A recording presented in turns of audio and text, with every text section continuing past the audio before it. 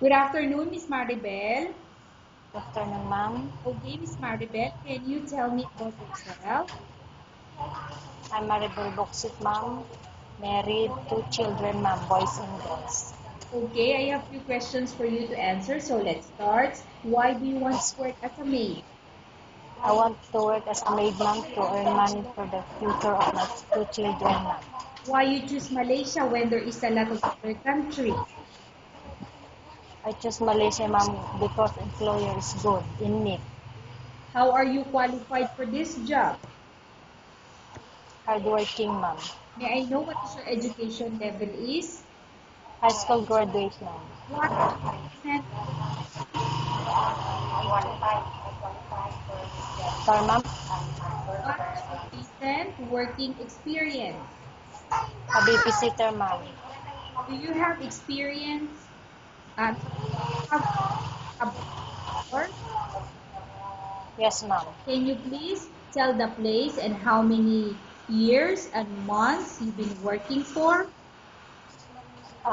Singapore, ma'am, is 2 years and 9 months, ma'am. Okay. Do you have experience in taking care of baby? Yes, ma'am. May I know which baby you are taking care of? The daughter of my employer, ma'am. What about elder people? Do you have experience taking care of an Yes, elder? ma'am. And whose elder you are taking care of? My father-in-law, ma'am. How old is your father-in-law when you take care of him? 77, ma'am. Do you have any other special skills? Yes, ma'am. May I know what special skills do you have? Cooking, ma'am. Are you willing to learn new skills? Yes, ma'am. Are you willing to work with a family where the mother-in-law or any relative stay together? Yes, ma'am. Currently, are you still working now? No, ma'am. Do you know how to cook? Yes, ma'am. What sort of food can you cook? Filipino food, ma'am, and Chinese food. Can you please tell me the Filipino food that you can cook? Adobong sinigang, ma'am. What about Chinese food that you can cook? Chicken curry. Are you aware that you will have to do washing, cleaning, ironing, and cooking? Yes, ma'am. From all the house chores or household work such as washing, cleaning, ironing, and cooking, which do you like most? All household, ma'am. If ever you were selected to work in Malaysia, who will take care of your kids? My husband, ma'am. You are not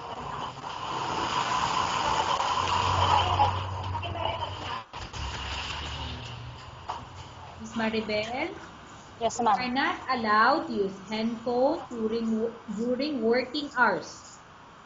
Yes, ma'am. You are only allowed to use handphone after you finish all the works and you're going to bed.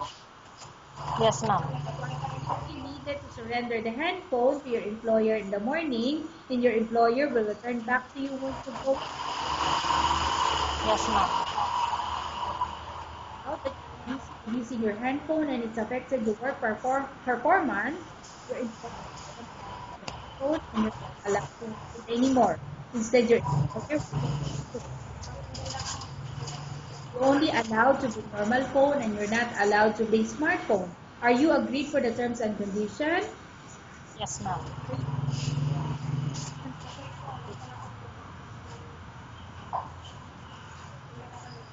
Miss Maribel, are you Yes, ma'am. agreed to the rules and regulation for the handphone? Yes, ma'am. How many years is the contract as you agreed and understand?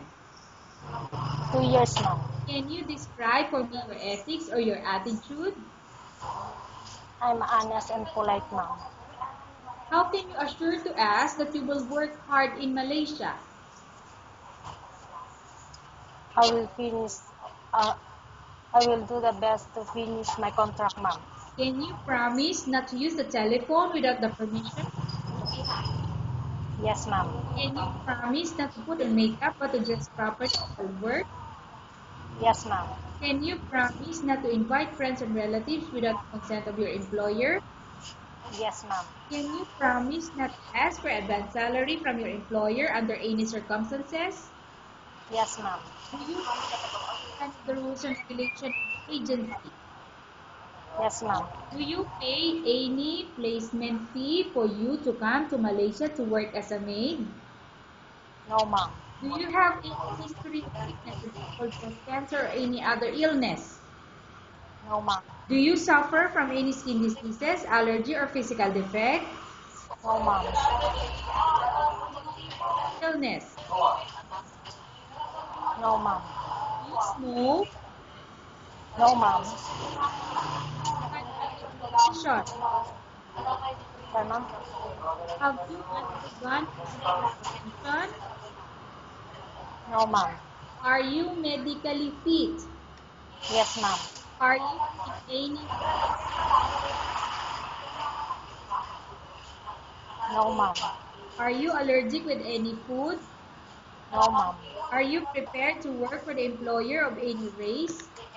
Yes, ma'am. Are you prepared to eat the type of food taken by your employer? Yes, ma'am. Are you afraid of being left alone in the house? Yes, ma'am. Um, So, ma'am, no. Let me replace the question. Are you afraid of being left No, ma'am. alone? Miss Bell, are you Yes, afraid ma'am. of dogs or other pets? No, ma'am. Can you promise to work according to instruction from your employer? Yes, ma'am. Is your agent family working in Malaysia? No, ma'am.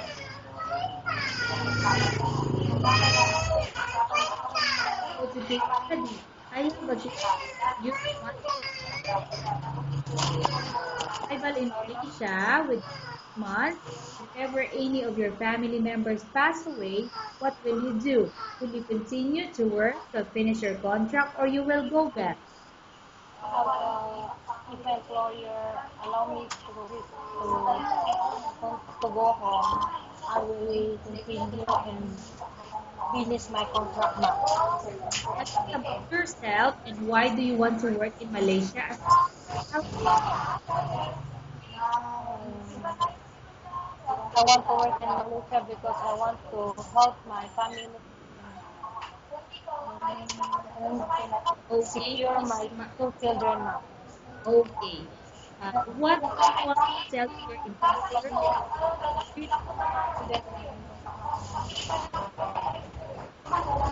Hello, Miss Maribel. Yes, ma'am. What do you want to tell to your employer who watching your video? All employer who are watching me, please select me to become your household worker, and I promise to work harder now. Okay, thank you very much, Miss Maribel. We will update your agency if there's any selection made by the employer. Yes, ma'am.